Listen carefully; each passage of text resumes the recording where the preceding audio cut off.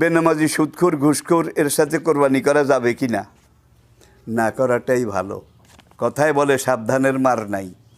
কারণ রাওয়ায়েতে এসেছে 7 শরিক যদি মিলে একত্রে কোরবানি দেয় এবং 7 শরিকের কোনো একটা শরিক তার টাকার মধ্যে সুদের অংশ আছে, তার টাকার মধ্যে হারামের অংশ আছে, তাহলে ওই বাকি 6 শরিক সহ কারো কোরবানি আল্লাহর কাছে কবুল হবে না, গ্রহণযোগ্য হবে না। সুতরাং একটু দেখে শুনে, একটু যাচাই বাছাই করে, যদি গরু কিনতে না পারেন, 7 জন জোটানো মিলানো না যায়, একটা 2 বছর বয়স হয়েছে এরকম একটা বকরি, দুম্বা, ভেড়া, এটা কিনে আপনি ওই কোরবানি করুন। ভাগের নৌকায় কুড়াল খোঁজে, গ্রাম বাংলার কথা, ভাগের নৌকায় কুড়াল খোঁজে।